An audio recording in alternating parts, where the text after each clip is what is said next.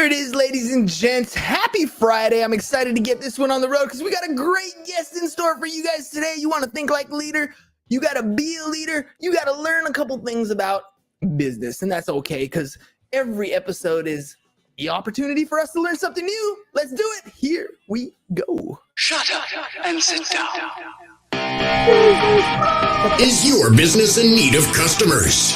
Then you found the right show. Hernan Cias is the business bro, and he makes getting customers fun and easy.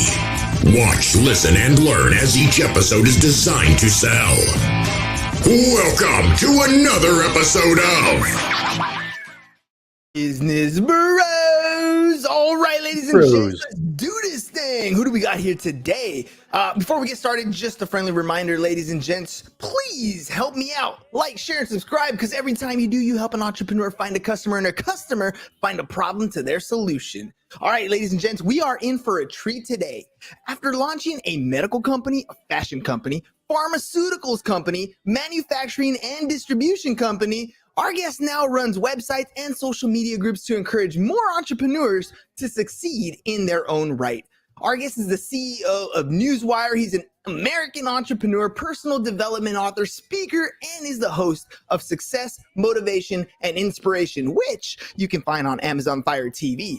Now, if you want to learn how to be successful, then this episode is for you. Our man literally wrote the book on it, how you can find, and you can find it at www.howtobesuccessful.com, and that's how to with the number 2. And with such an impressive resume, I can't wait to learn from this entrepreneur. So let's welcome to the show, M. Curtis McCoy.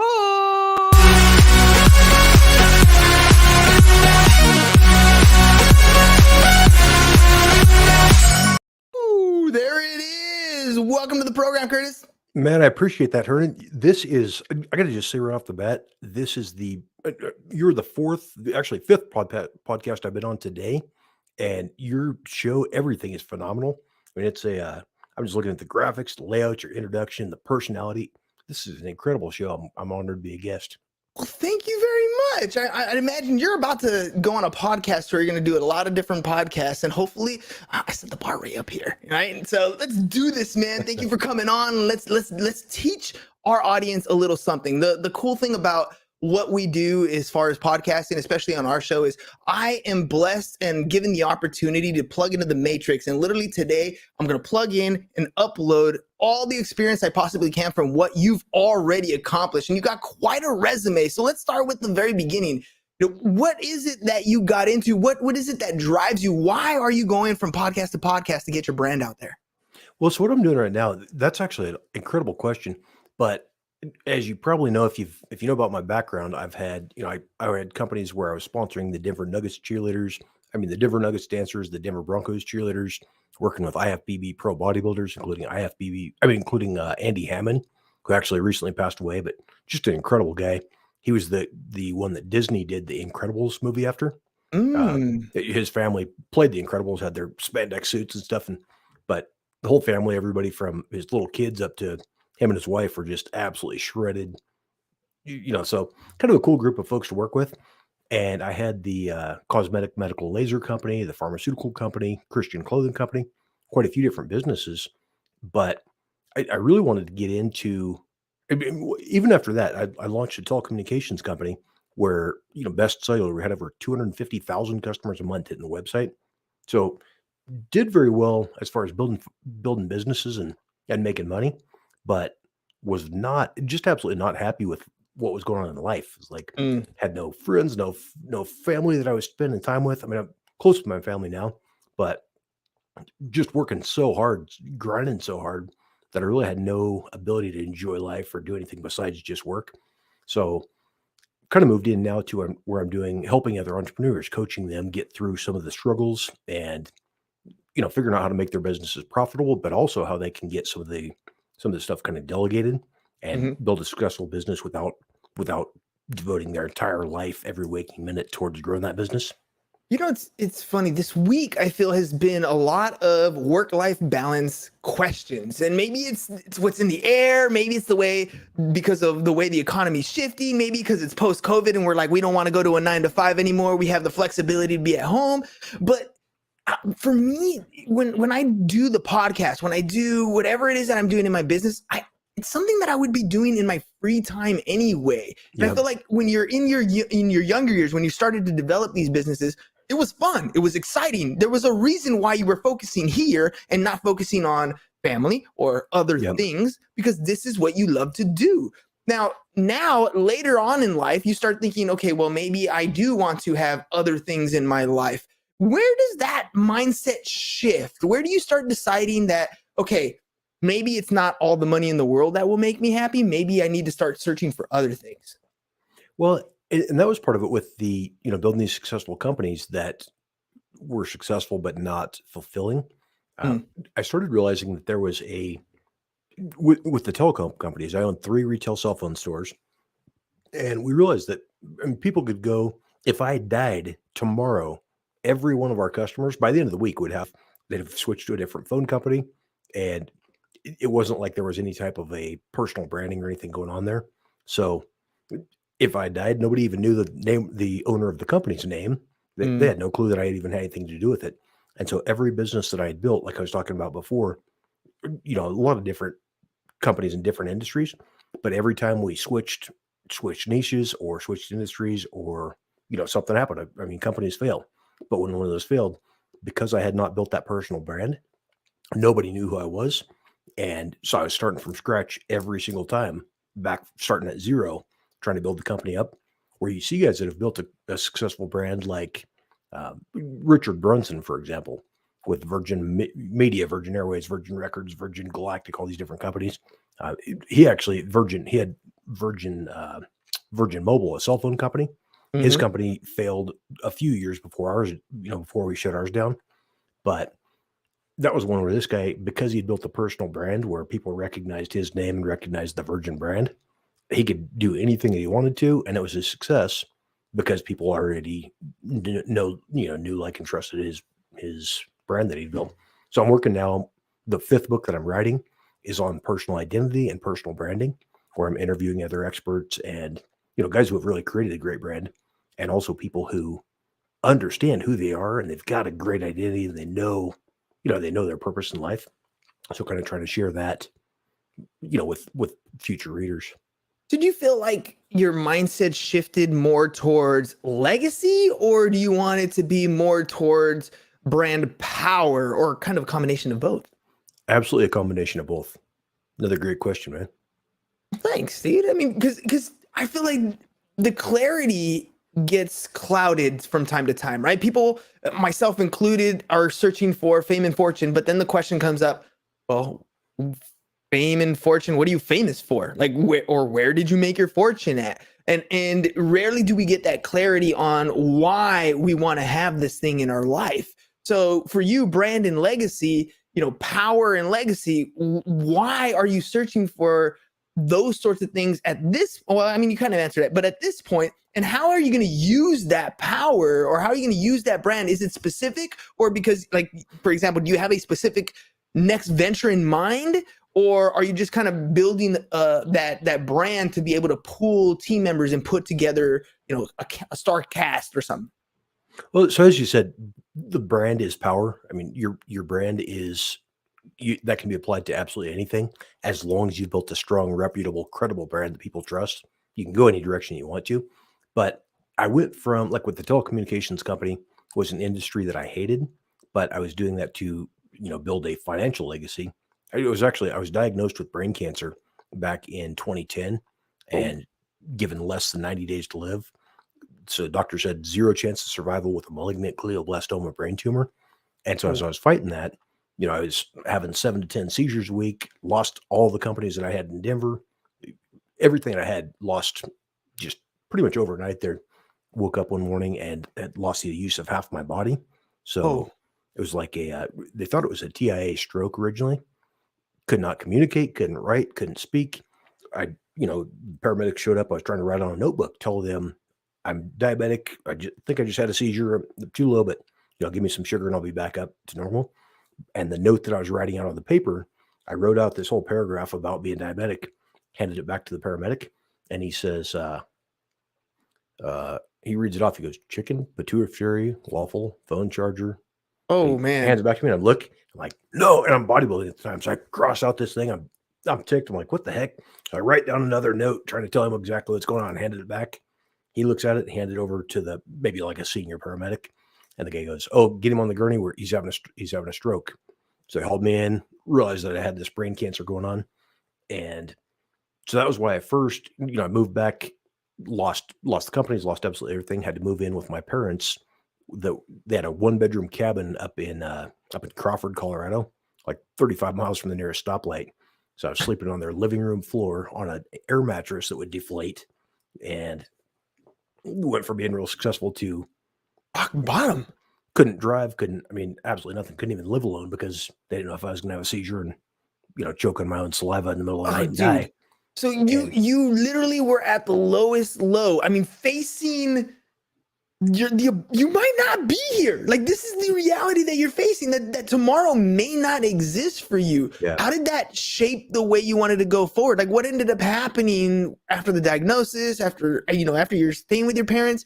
What happens and how does that change your mindset going forward? So I'd been reading books, for years. I'd read hundreds of books.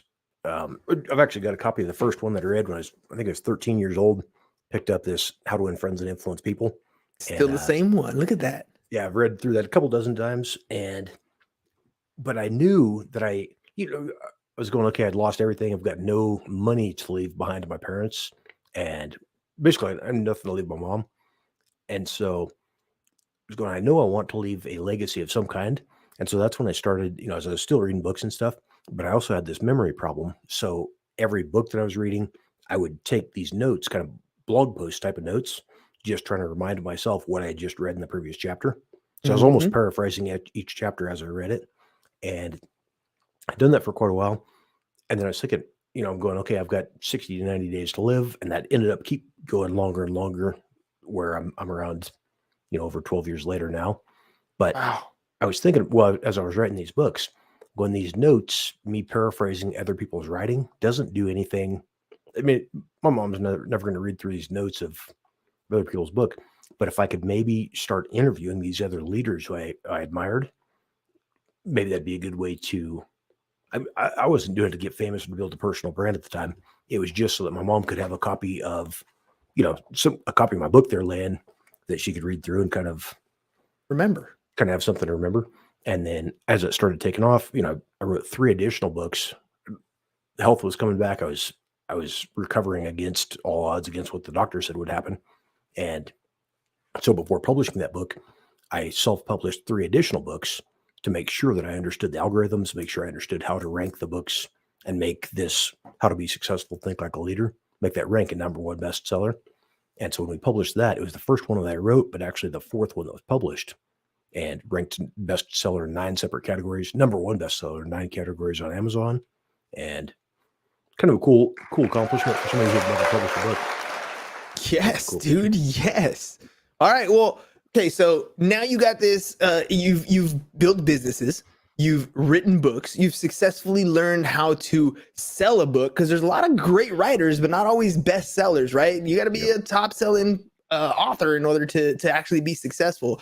And the name of the book, I mean, you literally have 4 different ones, but the one that we talked about was on how to what was it? It's called How to Be Successful, Think Like a Leader. With a 2, right? Yeah. How to be successful, think like a leader. Well, that's the website is, how the number 2 be successful.com. Right. And give me the skinny. How do you become successful and thinking like a leader? What does that mean to you? So that's one of the really cool things about this book is I wrote it not from my own perspective on just how I built all these successful companies, but I actually interviewed people like the inventor of the MP3 player, the number one ranked Navy SEAL team sniper in history. The guy, Jeff Wobig, won the Maxim magazine Maximum Warrior competition. And he hit a shot that was so far, they had their range and it was getting dark, I guess. And he went through the first 4 or 5 shots And then there was one so far out down the range that they didn't even turn the lights on because they're going, nobody's There's even no going to be way. able to see this. And so he shot the first 4 and then shot the next one, and you wait a couple seconds and he waited and ding. And so then because the lights weren't on and the camera was not on that shot, they had to go, send somebody down there, however far down to turn that lights on the target, then video it, and he hit the target the second time. So that was a guy that, the number 1 Navy SEAL Team sniper. He was Navy SEAL Team 5, Navy SEAL Team 7 on the Discovery Channel, doing Operation Rhino Wars. Just a stud. He's a good dude. So interviewed him, interviewed a leader of a very successful church, an ex-convict who had got out of prison and turned his life around to become successful. And also there are stories of like a couple of different homeless guys. One that I met, I was driving by my Jaguar. He, is trying to start a fight with the rich effing prick in the Jaguar. When I was planning on bringing him snacks, I'm like, I'd gone back and brought a orange creamsicle and some stuff trying to help the guy out. But then as he was cussing and yelling at me, I'm going, he kind of made his own choice that cut off his potential for something good to happen to him that day. Yeah. And contrasted that with another guy that I met who is, when I met him, was driving a twin turbo Ferrari, custom Ferrari, and had built his own trust company, become very successful after being homeless. So there's the contrast of those two guys in there. Book is 27 separate chapters though, with all kinds of incredible interviews, and just like I said, it's not me telling you here's how I became successful. It's interviewing these other leaders who have done incredible things. The guy that invented the MP3 player did an interview in there, Nathan Schulhoff. So all these guys have just got very different backgrounds, very different experiences and skill sets, and them telling you their thoughts on how to be successful and how to think like a leader. What do you believe success looks like? I think every entrepreneur has an idea of what they believe success looks like when they start. And then once they get going, they have a different idea or different metric of how they define success. When you got into business, what did you think success was going to be like, and how do you define it today? That's another good question. So as a young guy, it was always about making enough money. And if that's your goal, if your goal is strictly money, there will never be enough. Mm. So I worked up. So with the telecom company, I built an app called Signal Booster Reloaded that was in the top 10 ranking apps on the Google Play Store worldwide. And, got up to where I was going, okay, if I could make $100 a day, that'd be cool. Okay. If I could make $1,000 a day, that'd be pretty cool. Okay. Now I'm making 14, 15, whatever. I was on track to make $158,000 at the end of April, like just from a month of revenue or month of profit. And even that, I was driving a $300 piece of crap old truck that I hated, living in the back of one of my retail stores, and still, not eating nice dinners and stuff. I'm trying to save every possible dime, because every dollar I put in, $3 would come back out with the app advertising. And I was absolutely not happy, even though the revenue was on this incredible growth curve. It was still not ever. I never felt like I had become successful. And so that's why? Like what? Because what about it's an what addiction, about that? and when you start making money like that, if your goal is money, it's just like, I've never even smoked a cigarette, but I'm sure it's like somebody that's doing cocaine or something like that, where they try a little bit, going, hey, this is kind of cool, and then they try some more, and pretty soon you have to keep increasing the dose. And money is the same way, where if I had nothing else to focus on, every time you make a dollar, what I'd figured out, like with the advertising on the app, every dollar I threw at it, almost $3 came back in revenue. So if you pay on the app advertising, Mm-hmm. so you have to live like you're homeless to keep growing the business. But at the same time, okay, the way you described it, I feel like it was almost gambling, right? Like the reason why you keep going is because you keep winning. You don't want to leave the table because you keep winning. And then you find yourself stuck in this loop, this perpetual loop that just continues going forward. So what do you define success today then? You've gone through the ups. where you're continuously making more money. You figured out how to build a business, launch it, actually make it successful. So making the money isn't the definition of success. So how do you define it today? So what I'm doing now, and I'm actually in a not even close to the same financial situation that I was in. Um, I'm about as broke as I've ever been right now, and I would say that I'm more successful because I've got speaking on stage. I just did a speech did an event in San Antonio. I remember if it's San Antonio or Atlanta, this last one, but got off the stage and two people approached me crying. Two Mm, guys, grown men approached me, tears in their eyes, and talking about how it just had changed their heart. And these guys were both thinking about suicide as they were, as I was speaking, mm, and so that's where I'm at now. With I don't know if you've been following me on Instagram, but there's a kid that just posted a couple of months ago here, posting his testimonial the same thing where he had called me, got on Facebook or whatever, searched out motivational speakers, and sent a message. Did a video call, thinking that was he was basically had eaten half a bottle of pills, and he was in the process of trying to commit suicide, and he's just calling mm. to leave a message with some random motivational speaker. We had never talked, had no connection. He didn't have any clue who I was, but I answered the phone in the middle of the night, and as we were talking there, he started telling me about some of the abuse, the things that he'd gone through, and why he felt like he had no future and why he was going to kill himself. And so we talked about 45 minutes that night, and as we were talking, he I shared some of my own personal stuff that I'd gone through, and he's telling, man, you're cut out to be great. You're creating God's image. You're creating the image of the God that created the entire universe, and you're creating his image. So, I mean, by default, you're incredible. You just got to see that. And as we were talking there, that was back in January. And then this event in March, I was getting ready to speak, and he texted me at 2:38 in the morning as I was in the hotel room.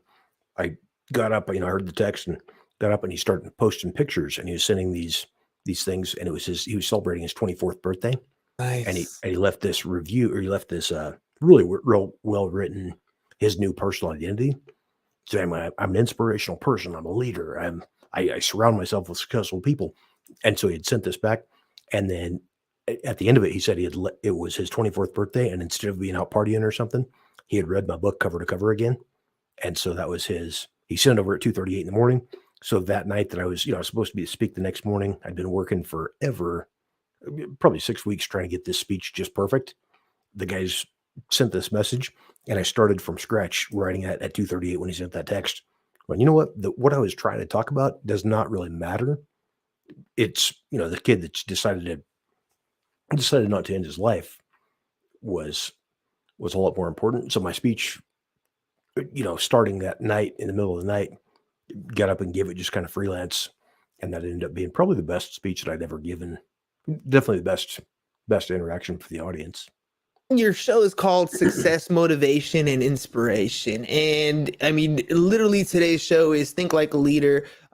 In what you did there, helping somebody through their problems, is one of the things that a good leader does. Right? If you have an organization and you are leading this organization, you're not there to be the smartest person in the room. You're there to support your staff, to support your team, to help them succeed. And in doing that, you need to be motivational, inspirational. You got to be able to persuade. Tell me a little bit about your show and how you're doing that. I mean, you already gave me one hell of an inspirational story in saving someone's life.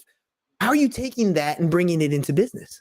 And hey, speaking of that, we need to get you on the show. You're phenomenal on camera. You got a great personality, great, just conversation skills are incredible. I'd Well, like to thank have you. you on the show as well.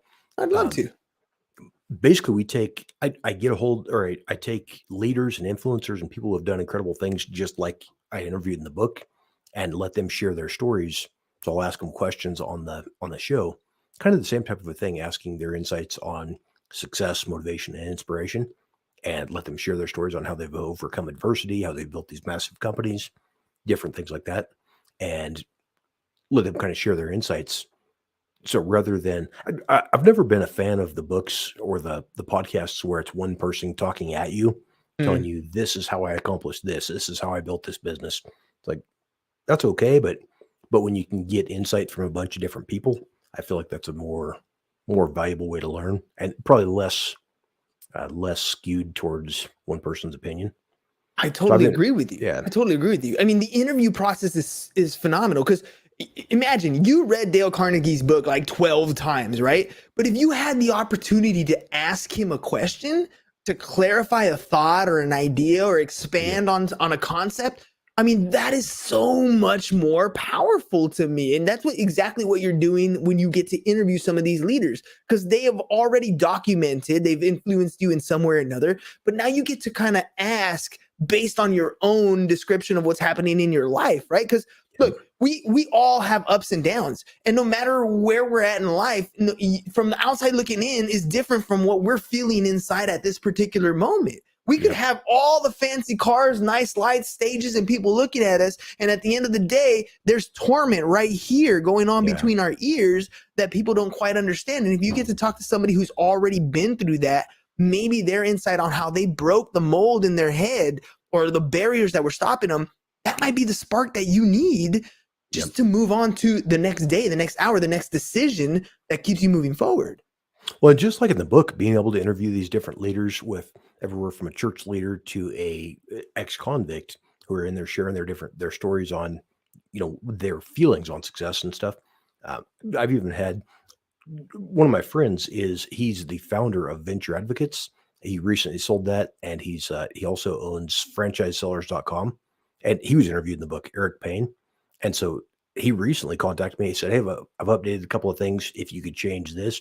So we went back and republished the book with his new insights, kind of, just a little bit of a change on how he's seeing life and stuff now. So that's one of the cool things with self-publishing, is somebody can reach out and say, what I said isn't exactly what I feel right now. I've learned, I've grown, I've got around some other successful people that kind of changed my heart or changed my thinking. And so we'll still, this book, if you buy it today, it'll keep progressing. Even the paperback version will keep, the newer versions keep getting better content as these leaders are growing themselves as well. Yeah, as we get better, we document our process better. As we become better human beings, we learn from our mistakes, we learn from other people's mistakes, we learn from each other, and then we document that, and everybody improves. It's the reason why society is where society is today, because we learn from each other over time. We get better and better and better. I don't know how it's going to happen when we go into the whole AI thing, but we'll see how the robots adapt to us at the same time. All right, Curtis, we're starting to get to our end of our time slot here. Before we head out, is there any last minute thoughts or anything I may not have asked that you wanted to get out to the audience? There is always, I would say probably the biggest thing is, if you've got a business you're working on right now. So for example, on Instagram, you see people say they'll have their title as motivational speaker John Smith, or, artist, Fred, whatever. Don't put that in your title. Don't make the profile about you.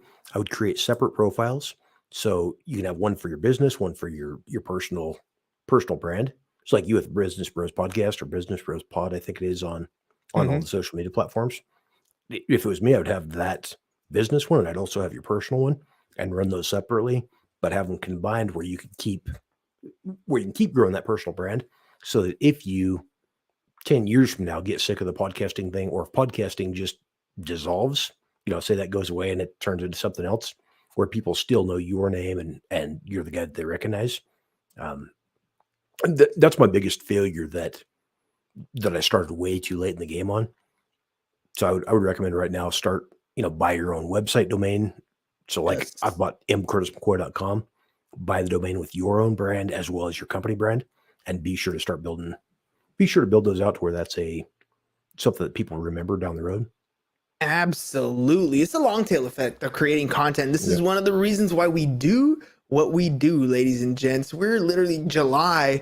I'll be doing this for 4 years. We are almost, I think, Curtis, you are episode, what is this? You are episode 965. That's 965 awesome. Episodes that we put out, and it's helped me create a brand that didn't exist. Content, like if you Googled my name or you Googled the podcast, page upon page upon page of search results has been an amazing transformation.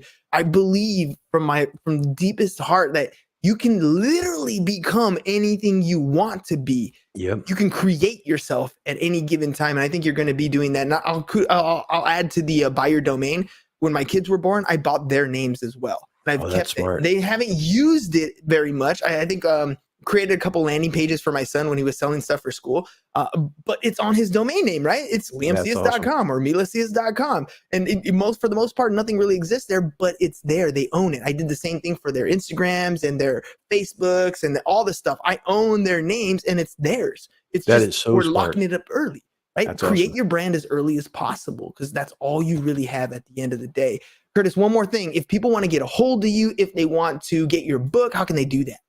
So the easiest way, there's a few different ways. If you're looking to get a hold of me on social media, every social platform that I'm active on is under M. Curtis McCoy.